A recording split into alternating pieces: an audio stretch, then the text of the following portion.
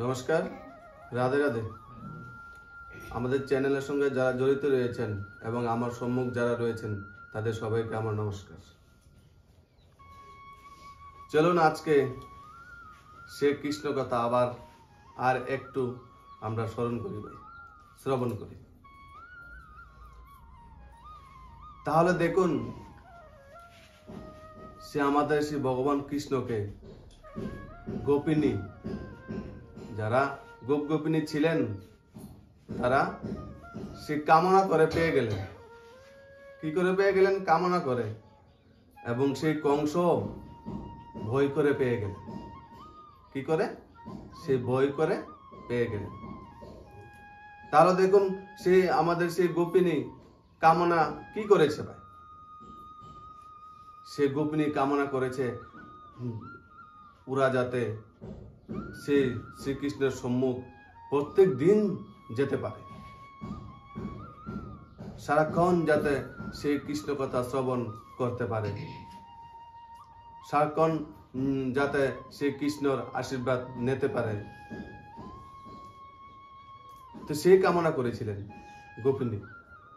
গোপিনী সেই কামনা করেনি যে ওনার স্বামীর কি হবে, ওনার সন্তানরা কি হবে, ওনার মেয়ের কি হবে। ওদের একটাই কামনা ছিল, সে কৃষ্ণকে কিভাবে দর্শন করবে। তো সেই কামনা করে সেই গোপিনীরা কৃষ্ণকে পেয়ে গেল। এবং কংস কি কামনা করেছে? যেদিকে দেখে পায় সেদিকেই সে কৃষ্ণ তাকে হত্যা করতে আসে। কংস যেদিকে তাকায় সেদিকেই দেখে সে কৃষ্ণ হত্যা করতে আসছে সেই কংসকে। তো দেখুন, সে কংস কৃষ্ণকে পেয়ে গেছেন ভাই। তো আমরা এখন সমাজের মধ্যে কংসর মতো আমরা কর্ম করছি না, কংসর থেকেও একটু বেশি খারাপ কর্ম করছি আমরা। সে কারণে আমাদেরকে কৃষ্ণ দেখা দেয় না। কংস শ্রেষ্ঠ কর্ম করেছেন, তাই বলে তো কৃষ্ণ ওনাকে ধ্বংস করতে আসেন। তা আমাদেরকে ধ্বংস করতে তো কৃষ্ণ ভাই আসে না। কে আসে? আমাদের সেই পাপ কর্ম ফলে যে দর্শন করতে আসবে সে হচ্ছে কে? সেই যম। তাহলে দেখুন, সেই গোপিনীরা কৃষ্ণর কত বড় ভক্ত ছিল। একদিন ভাই নারদ এসেছে কৃষ্ণর কাছে। নারদ এসেছে কৃষ্ণর কাছে। তখন সেই কৃষ্ণর কাছ থেকে জ্ঞান নিতে এসেছে। তারপর সে কৃষ্ণ কি বলল নারদকে? যে আমার গোকুলের মধ্যে যারা রয়েছে গোপিনী, ওনার কাছ থেকে তুমি একটু জ্ঞান নিয়ে আসো। কি নিয়ে আসো? জ্ঞান নিয়ে আসো। তখন তিনি সেই গোকুলের মধ্যে হাঁটতে হাঁটতে একটি গ্রামের মধ্যে চলে যান। তখন দেখেন একজন গোপিনী সে কৃষ্ণকে স্মরণ করছে। কি করছে? কৃষ্ণকে স্মরণ করছে। তখন সেই নারদ সে গোপিনীকে বলেন যে, হে গোপিনী, তুমি কাকে স্মরণ করছো? তুমি কাকে স্মরণ করছো? কে? প্রভু শ্রীকৃষ্ণকে স্মরণ করছি। তুমি যাকে স্মরণ করছো তে তো তোমার সামনেই আছে, তোমার গ্রামের মধ্যেই আছে। একদম সম্মুখে তুমি ওনার সঙ্গে কথা বলো না। তুমি তো সম্মুখেই বলতে পারবে, তুমি দূর থেকে ওনাকে কেন স্মরণ করছো? তখন সেই গোপিনী সেই নারদকে কি বলেন? আমি স্মরণ করছি শুধু একটু সে কৃষ্ণকে ভোলার জন্য। কিসের জন্য? যাতে একটু সে কৃষ্ণকে ভুলে থাকতে পারে। তখন সেই নারদ কি বলে গোপিনীকে? যে কত লোক দেখেছি কৃষ্ণকে স্মরণ করার জন্য কত দান করে, কত দান করে, যাতে কৃষ্ণ ওনার পাশে থাকে। কিন্তু তুমি একজন গোপিনী দেখলাম কৃষ্ণকে ভুলে থাকার জন্য সে ধ্যানে তুমি মগ্ন হয়েছ, কারণ কি? তখন সেই গোপিনী বলেন যে আমাদের পরিবারের মধ্যে আমার সেই শ্বশুর, সেই শাশুড়ি এবং স্বামী রোজ তাদের বকা শুনতে হয়। কি শুনতে হয়? রোজ তাদের বকা শুনতে হয়, যাতে সেই 2 ঘন্টা সে কৃষ্ণকে ভুলে থাকে। যদি 2 ঘন্টা কৃষ্ণকে ভুলে থাকি, তাহলে সেই শ্বশুর শাশুড়ি এবং স্বামী ওনারা একটু ভালো সেবা করতে পারবো ওনাদেরকে। সেই কারণে, কারণ যখন আমি রাঁধতে যাই ভাই, যখন রান্না করতে যাই, তখন সেই লবণের দেওয়ার কথা, তখন দিয়ে দিই কি? সেই চিনি। লবণের পরিবর্তে কি দিই? সেই চিনি দিয়ে দিই। তারপর ঠিকভাবে রান্না করতে পারি না, মরিচের জায়গা হলুদ দিয়ে দিই। তখন সেই শাশুড়ি, শ্বশুর এবং স্বামী আমাকে বকে। তাই সেই শাশুড়ি, শ্বশুর এবং স্বামীকে সেবা করার জন্য সে কৃষ্ণকে 2 ঘন্টা ভুলে থাকতে চাই ভাই। তখন সেই নারদ মনে কি বলেন? বাপরে, কৃষ্ণ এত তেরা, এরপরও তুমি বলতে পারো না? কৃষ্ণ এত তেরা, যার একবার মনের মধ্যে প্রবেশ করে আর বের হয় না।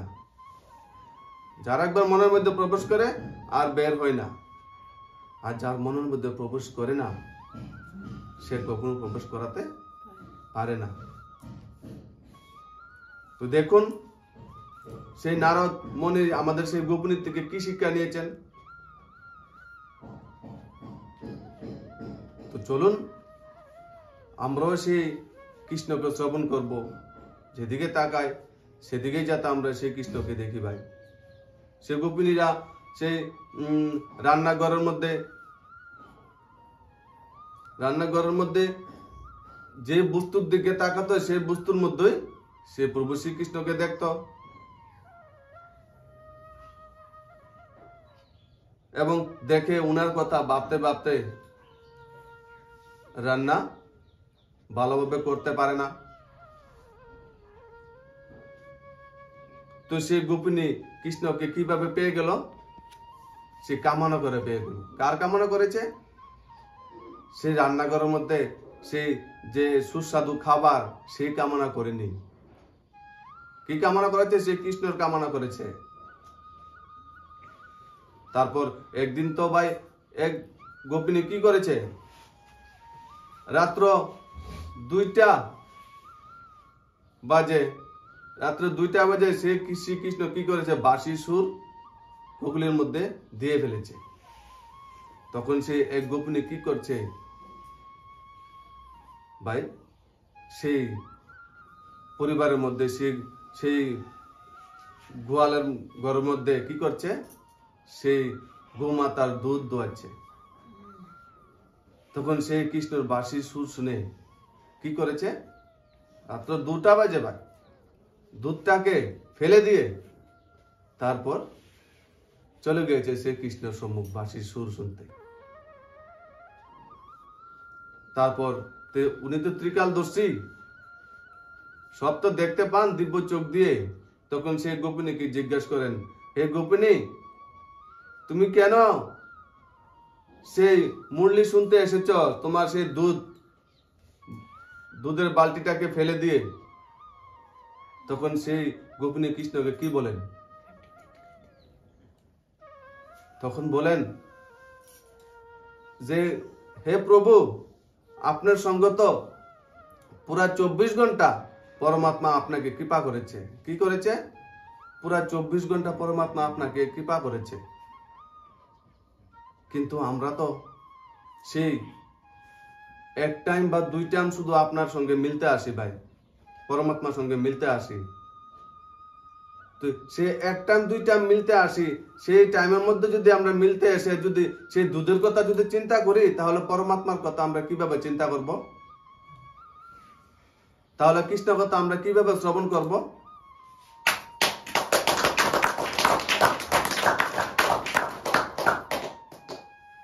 তোমার তো কোনো চিন্তা নেই, তোমার কোনো চিন্তা নেই, তোমার সঙ্গে সেই প্রভু বিরাজমান, আর আমাদের সঙ্গে এক টাইম মধ্যে আমরা আসি।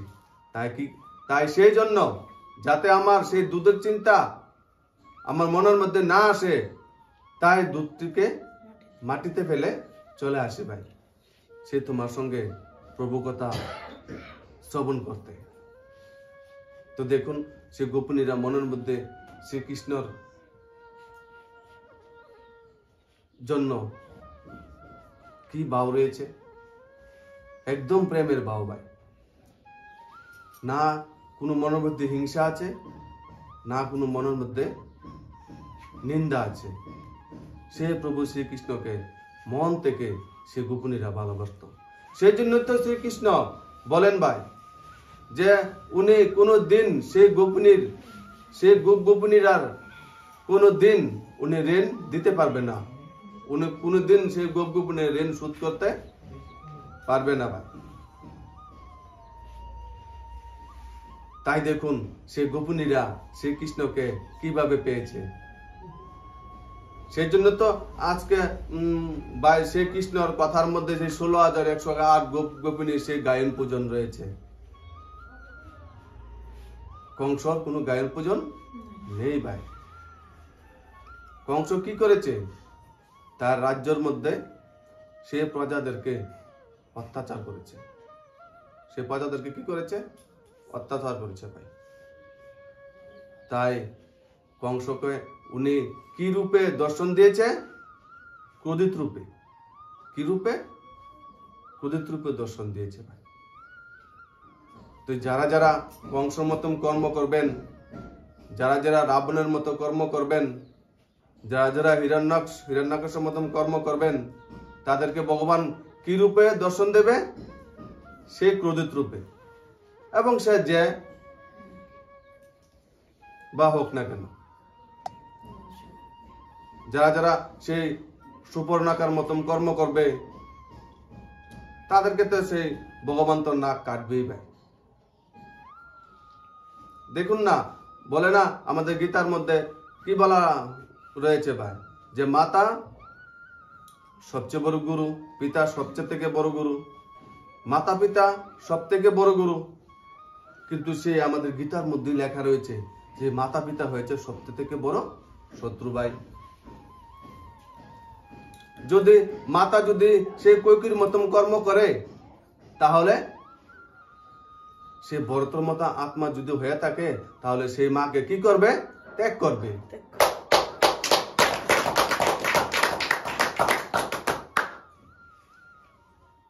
এবং সে মাকে যদি ত্যাগ করে দেয়, কোনো পাপ হবে না। কি হবে না? কোনো পাপ হবে না ভাই। কারণ কেরে রামায়ণের মধ্যে বিরাট উদাহরণ দিয়ে দেওয়া রয়েছে ভাই। সে ভরত যখন সে কৈকি মাকে ত্যাগ করে সে প্রভু রামচন্দ্রের সঙ্গে সাক্ষাৎ করতে যান, তখন সেই প্রভু রামচন্দ্র সেই ভরতকে কি করেছে? আদর করেছে, আলিঙ্গন করেছে ভরতের সঙ্গে। একবারও প্রশ্ন করেনি ভরতকে, তুমি মাকে কেন ত্যাগ করেছ? তো আমাদের শাস্ত্র থেকে কি শিখেছি? যদি মাতা যদি সেই ধর্মের খিলাফ হয়ে যায়, তো সেই মাতা কি হয়ে যায়? সব থেকে বড় শত্রু হয়ে যায়। পিতাও, সে পিতা কে ছিল? হিরণ্যকশ্যপ ভাই। যখন সেই হিরণ্যকশ্যপ পিতাকে দর্শন দিয়েছেন নারায়ণ, তখন নারায়ণ কি রূপে দর্শন দিয়েছেন? ক্রোধিত রূপে দর্শন দিয়েছেন। ক্রোধিত রূপে তো দর্শন দিয়েছেন। ক্রোধিত রূপে দর্শন দিয়ে সেই হিরণ্যকশ্যপ কি করেছেন? হত্যা করছেন। এবং হত্যা করে কি করেছেন? সেই নারায়ণকে, সেই প্রহ্লাদকে কি করেছে? সেই নারায়ণ প্রহ্লাদকে কুলে রয়েছে। কি করেছে? কোলে নিয়েছে, কোলে নিয়ে সে প্রহ্লাদকে কি করেছে? আদর করছে। কি করছে? আদর করছে। সে প্রহ্লাদ তো সে হিরণ্যকশ্যপের বিরোধী ছিল, সে পিতার বিরোধী ছিল। সবসময় পিতাকে কি বলে ডাকতো? সে অসুর শ্রেষ্ঠ। কি বলে ডাকতো? অসুর শ্রেষ্ঠ। তখন সে হরি তাহলে প্রহ্লাদকে কেন কুলে নিয়েছেন ভাই? হিরণ্যকশ্যপকে কেন বধ করেছেন? কারণ হিরণ্যকশ্যপ থাকতে উনি কি করেছেন? সে অসুরের মতো কর্ম করেছেন, সে প্রজাদের উপর অত্যাচার করেছেন, ধার্মিক লোকদের উপর অত্যাচার করেছেন। সেই জন্য সে প্রহ্লাদের কোনো পাপ হয়নি ভাই। তাই যে মাতা পিতা ধর্মের সঙ্গে যুক্ত করাবেন ছেলে মেয়েদেরকে, ওরা হবেন কে? সে যশোদা মা, কৌশল্যা মা, নন্দলাল বাবা। তাহলে সে মাতা পিতা যদি ধর্মের সঙ্গে যুক্ত না করায়, সে মাতা পিতা হয়ে যায় কি? শত্রু ভাই। দেখুন আজকে দেখুন না, আজকে বর্তমান সমাজের মধ্যে কজন ছেলে তার মাকে ভালোবাসে? বর্তমান সমাজের মধ্যে কজন ছেলে তার পিতাকে ভালোবাসে? কেন বাসে না ভাই? কারণ কি লুকিয়ে রয়েছে? ভালো তো পড়াশোনা করাচ্ছে, ভালো স্কুলে পড়াচ্ছে, ভালো চাকরি পেয়েছে, ভালো বিজনেস করছে, এরপরে কেন ভালোবাসে না ভাই? কারণ তাদেরকে সেই ভগবানের জ্ঞানের সঙ্গে, সেই গীতার জ্ঞানের সঙ্গে ওদেরকে যুক্ত করায়নি। খালি কি শিখিয়েছে? তুমি খালি টাকা কিভাবে ইনকাম করবে সেটাই শিখিয়েছে, কিন্তু সংস্কার শিখায়নি। যে তুমি সংস্কার, তুমি কিভাবে কথা বলবে, কার সঙ্গে কিভাবে ব্যবহার করবে। দেখুন সে আমাদের উন্নত স্টেটগুলি দেখুন না, যে স্টেটের মধ্যে পড়াশোনা সবচেয়ে থেকে বেশি। পড়াশোনা তো করবেন সবাই, শ্রেষ্ঠ পড়াশোনা করবেন, তার পাশাপাশি শ্রেষ্ঠ সংস্কারও শিকার দরকার আছে ভাই। দেখুন কেরালার মধ্যে কত বড় উন্নত সেই স্টেট, শিক্ষিত 95% সেই শিক্ষিত, কিন্তু হবার ফলও দেখেন কেরালায় সবচেয়ে থেকে বেশি সেই বৃদ্ধাশ্রম। যে এত শিক্ষা নেওয়ার পরও এত বড় বৃদ্ধাশ্রম কেন কেরালার মধ্যে হয়? কারণ ওনারা তো বিদ্যা তো শিখিয়েছেন, কিন্তু সংস্কার শিখায় না। তো সেই সংস্কার আমরা কিভাবে শিখব? সেই গীতার জ্ঞানের দ্বারা, সেই কৃষ্ণর জ্ঞানের যত আমরা শ্রবণ করব, তত আমাদের কাছ থেকে ভালো সংস্কার বের হবে ভাই। যত সে আমরা রামচন্দ্র জ্ঞান শ্রবণ করব, ততই আমাদের ভিতর থেকে ভালো সংস্কার বের হবে। দেখুন ওরা তো কম শিক্ষিত না ভাই, কিন্তু এরপরও সে ওদের মা বাবা কেন সে বৃদ্ধাশ্রম? তাহলে সে জীবিকা বিদ্যা শিক্ষার সঙ্গে সঙ্গে আমাদের সেই জীবনের বিদ্যাও শিখতে হবে। জীবিকার বিদ্যা যদি আমরা না শিখি, তাহলে আমাদের সেই জীবন কি করে বাঁচবে ভাই? আবার যদি আমরা সেই জীবনের বিদ্যা না শিখি, তাহলে আমাদের জীবনটা কিভাবে সুন্দর হবে? সেই দুটোই আমাদের দরকার জীবনে। বিদ্যারও দরকার আছে, সেই জ্ঞানেরও দরকার আছে ভাই। তাহলে আমরা সেই জ্ঞান কোথায় থেকে শিখব? কার কাছ থেকে শিখব? আমাদের সেই জ্ঞান শিখতে হলে সেই সৎসঙ্গের সঙ্গে আমাদের যোগাযোগ করতে হবে। আমাদের বা একজন সদ্গুরু থাকতে হবে। সে এত বড় চক্রবর্তী সম্রাট, সে দশরথ, পুরা রাজ্যর রাজা, সারা পৃথিবীর রাজা ছিলেন সেই দশরথ। কিন্তু এরপর উনারও গুরু ছিলেন, উনারও চেয়ে গুরু ছিলেন। উনি যা কাম করতেন উনার রাজ্যর কল্যাণের জন্য, সব কাজ সেই গুরুদেব থেকে আদেশ নিয়ে করতেন। ভাই দেখেন, এত বড় ব্রহ্মাণ্ডের মালিক ছিল সেই রামচন্দ্র। সেই রামচন্দ্র গুরু ছিলেন। সেই রামচন্দ্র সেই গুরুর আদেশ পালন করে এত বড় ব্রহ্মাণ্ডের মালিক হয়ে গেছেন। সে গুরু বৈশিষ্ট্য ছিল রামচন্দ্রের গুরু। সে বিশ্বমিত্র ছিল সেই রামচন্দ্রের গুরু। ভাই তাহলে আমাদের সেই সংস্কার শিখতে গেলে সে আমাদের সদ্গুরু লাগবে। আপনারা যেখানে আছেন ভাই, যদি সৎসঙ্গ থাকে সেখানে গিয়ে সৎকথা শ্রবণ করুন। সৎকথা শ্রবণ করলে আমাদের ভিতর থেকে সে মিথ্যা অহংকার, হিংসা বেরিয়ে যাবে, নিন্দা বেরিয়ে যাবে, এবং সৎ ভাবনা ধীরে ধীরে আমরা নিতে থাকবো। এবং সৎ ভাবনা যদি আমরা নেই তাহলে আমাদের কর্ম শ্রেষ্ঠ হবে। দেখুন, একবার সে বিদুর আমাদের মহাভারতের মধ্যে কে? সে বিদুর সবাই তো চিনেন যে উনি একদম সত্যবাদী লোক। ভাই মিথ্যা কথা উনি কখনোই বলেন না। একবার সে বিদুরকে প্রশ্ন করেন সেই ধৃতরাষ্ট্র রাজন, হে বিদুর, এই পৃথিবীর সবাই তো সুখ চায়, সবাই তো শান্তি চায়, কিন্তু সবাই সুখ চায়, শান্তি চায়, কিন্তু এরপরও সবার ঘরের মধ্যে, সংসারের মধ্যে এত অশান্তি কেন লেগে থাকে? তার লাগার কারণ কি আমাকে একটু বলতে পারবে তুমি? তখন সে বিদুর সে রাজেনকে, ধৃতরাষ্ট্রকে কি বলেন, হে রাজন, আপনি তো প্রশ্ন করেছেন আমার কাছে, আমি আপনার সেই প্রশ্নের উত্তর আপনাকে দেব। তখন সে কি বলে বিদুর সেই রাজনকে, যে প্রত্যেক সংসারের মধ্যে অশান্তি এবং দুঃখের কারণ তিনটা কারণ হয়ে থাকে। কি কারণে? তিনটা কারণে হয়ে থাকে। একটা কারণ হয়েছে যে সংসারের মধ্যে স্বামী এবং স্ত্রী দুজন যদি কোনো প্রয়োজন ছাড়া আলতু ফালতু যদি ওখানে বেড়াতে যায়, ওইখানে সেখানে ঘুরতে যায়, তাহলে ওদের ঘরের মধ্যে শান্তি থাকবে না। কে বলেছেন? বিদুর।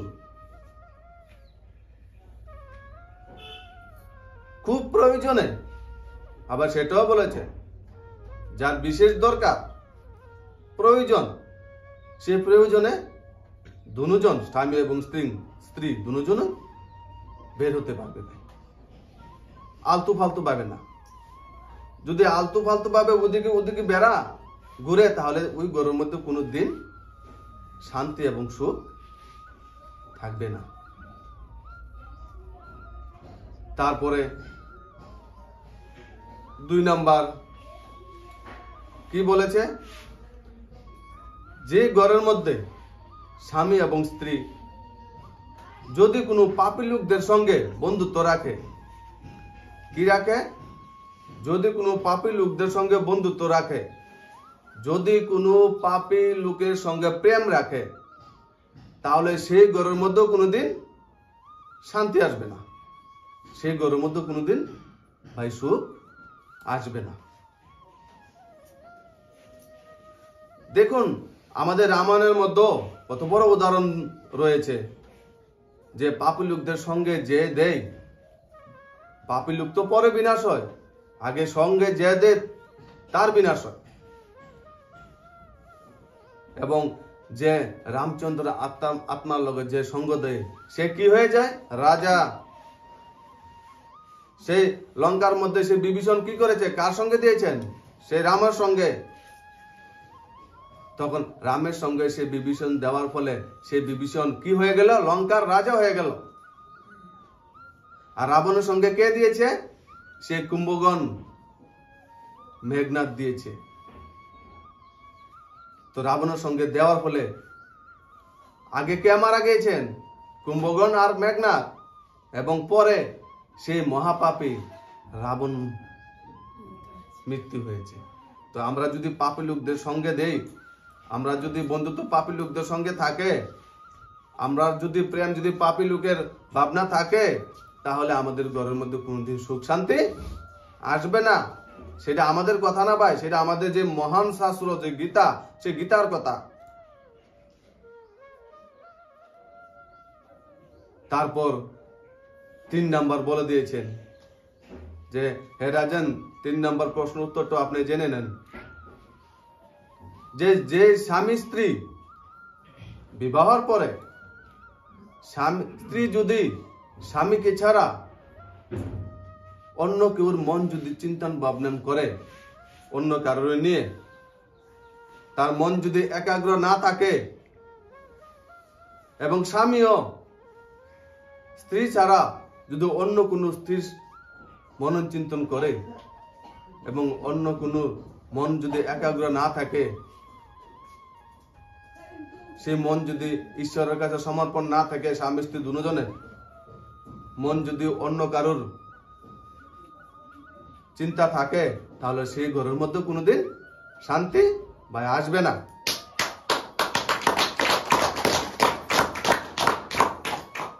তাহলে দেখুন, তো আজ বর্তমান সমাজের মধ্যে সবার ঘরে ঘরে কোন, সবার পরিবারে কোন, সে অশান্তি আসছে কিসের কারণে? কিসের কারণে অশান্তি আসছে? সে 3টা কারণে বেশিরভাগ অশান্তি চলে আসছে ভাই। যে মহান আত্মা সে বিদুর আমাদেরকে বলে দিয়েছেন। তাই আমাদের ঘরের মধ্যে, সংসারের মধ্যে অশান্তি আসে কেন ভাই? কারণ আমাদের শাস্ত্রের সঙ্গে কোনো যোগাযোগ নেই। কেন আমরা সেই মহান আত্মারা যে শাস্ত্র লিখে দিয়েছেন, ওই শাস্ত্রগুলিকে আমরা একটু কিন্তু পড়ি না? যদি পড়ি, যদি সৎসঙ্গের সঙ্গে আমাদের যোগাযোগ থাকে, তাহলে তো আমাদের সেই দুষ্টি, আমাদের সেই ভুলটি আমরা দেখতে পাই। একটু শুধু ছোট ছোট ভুলের কারণে আমাদের সংসারের মধ্যে সে অশান্তি ভাই চলে আসে। তো দেখুন, আমরা সবাই মিলে সৎসঙ্গের সঙ্গে যোগাযোগ করি, সেই সৎ কথা যাতে আমরা শ্রবণ করি। দেখুন, আমাদের সেই সংসার কোন, পরিবার কোন, সেই অশান্তির জন্য আমরা নিজেই দায়ী। আমরা সে নিজেই দায়ী ভাই। দেখুন, একবার কি করেছে, সে আমাদের যে রামায়ণ গ্রন্থ লিখেছেন সেই মহান আত্মা, সেই তুলসীদাস, মহান আত্মা সে তুলসীদাস ভাই। একবার এক গ্রামের রাস্তা দিয়ে উনি হেঁটে যাচ্ছেন। কি করছেন? গ্রামের রাস্তা দিয়ে হেঁটে যাচ্ছেন। তখন সে একজন যুবতী স্ত্রী উনি কাঁদতে কাঁদতে সে তুলসীদাসে এসে পায়ের মধ্যে এসে পড়ে যান। তো পায়ের মধ্যে পড়ে যখন কাঁদতে থাকেন, তখন সে তুলসীদাস সেই যুবতী স্ত্রীকে উঠিয়ে তখন উনাকে আশীর্বাদ দিলেন যে তুমি সদা সুহাগন রহো।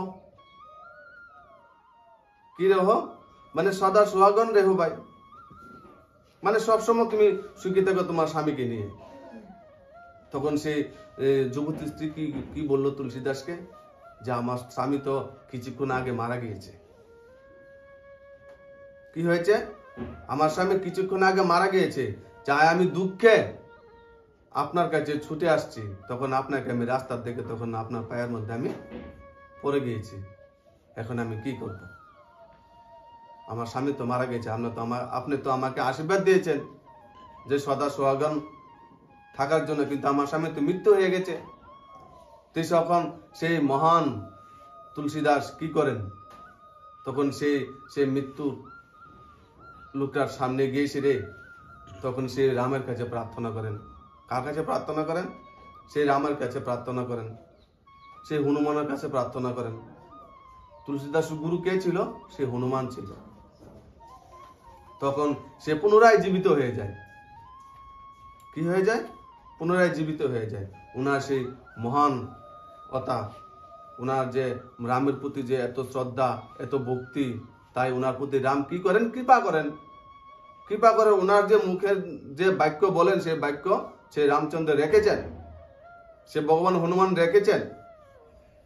তখন সেই তুলসীদাসের কথা পুরা দেশের মধ্যে ছড়ে যান যে তুলসীদাস কি করেছে, সে মৃত ব্যক্তি জীবিত করেছে। সে তুলসীদাস তো করেনি, কিন্তু ভগবান করেছে, কিন্তু নিমিত্ত রয়েছেন তুলসীদাস। তখন সেই তখনকার সময় সম্রাট কে ছিলেন, সে আকবর। সম্রাট কে ছিলেন, সে আকবর সম্রাট ছিলেন। তখন সে আকবরের কানের মধ্যে সে কথাটা পৌঁছে যান। তখন সে আকবর কি করেছেন, সে তুলসীদাসকে উনার রাজদরবারে ডেকে নিয়ে যান এবং ডেকে নিয়ে উনাকে বলেন যে আপনি বলে জীবিত লোক, মৃত লোক বলে জীবিত করেন, তাহলে আমাদের কতগুলা প্রজা মৃত্যু হয়েছে তাদেরকে জীবিত করেন। তখন সে তুলসীদাস কি বলেন যে আমি তো জীবিত করার কেউ নেই ভাই, আমি তো না জীবিত করালো, সে ভগবান কৃপা হয়েছে তাই করেছে, এখন আমি তুমি বললে আমি কিভাবে জীবিত করব। তখন সেই তুলসীদাসকে কি করেছে, তখন উনি আকবর কি করেছে, সেই তুলসীদাসকে আকবরের কথা না শোনার ফলে তুলসীদাসকে কোথায় নিয়েছে, সেই কারাগারের মধ্যে বন্দি করে রেখেছে।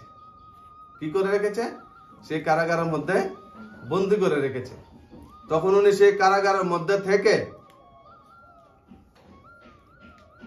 হনুমান 40 লিখেছেন। যে হনুমানের গ্রন্থ যে হনুমানের গ্রন্থ 40 লিখেছেন সেই কারাগারের মধ্যে থেকে 40 দিনের মধ্যে।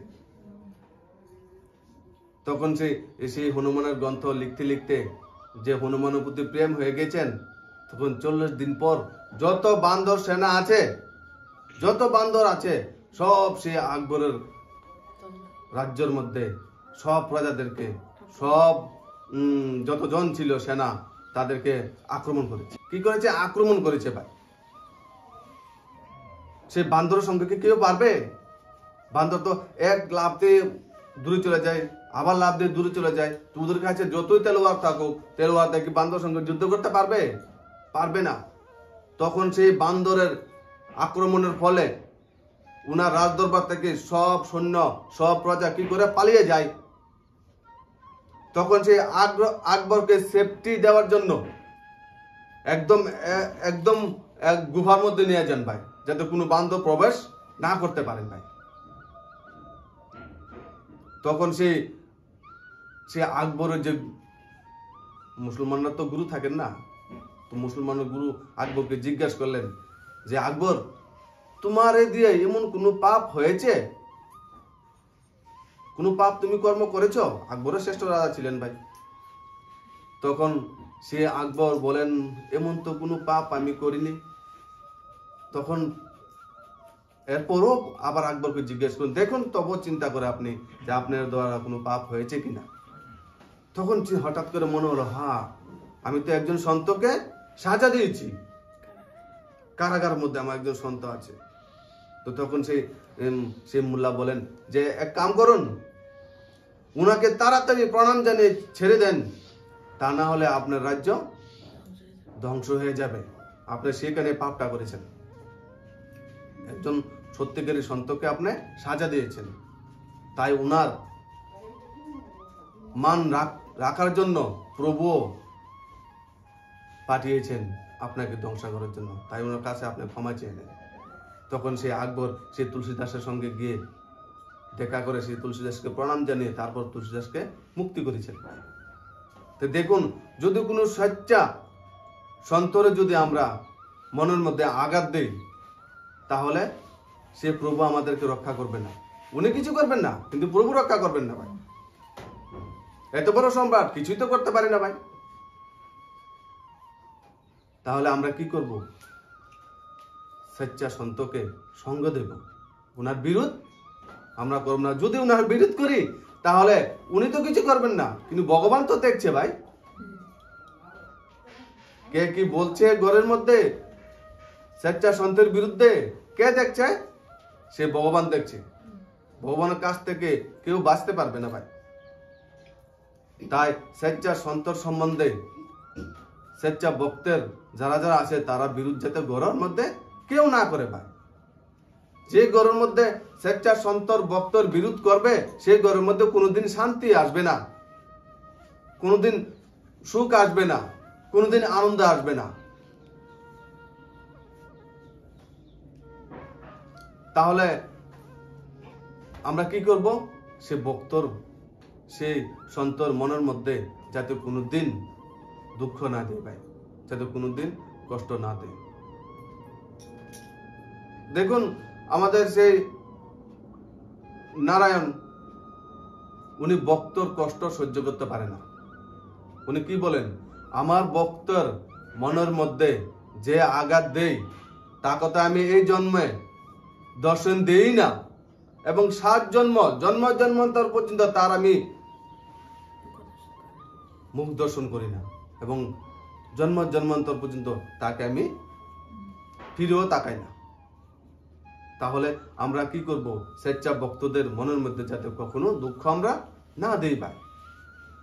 তাহলে ভক্ত তো কিছুই বলবে না, কিন্তু প্রভু আমাদেরকে ছাড়বে না। যেখানে সৎসঙ্গ চলে ভাই সেখানে সম্মান করবেন, সেখানে গিয়ে সবাইকে সম্মান করবেন। যেখানে সৎ কথা আলোচনা করে সেখানে নিন্দা করবেন না। নিন্দা করলে তা আমার কাছে আমার নিন্দাটা পুনরায় লাখ গুণা হয়ে ফিরে আসবে, তখন আমি আর সহ্য করতে পারবো না। তাই সবাই সংসারে এবং সবাই পরিবারের মধ্যে সুখ এবং শান্তি যদি পেতে চান তাহলে সৎসঙ্গ কথা শ্রবণ করুন, কৃষ্ণ কথা শ্রবণ করুন, রাম কথা শ্রবণ করুন। আজকে আমার বাণী এখানেই শেষ। রাধে রাধে।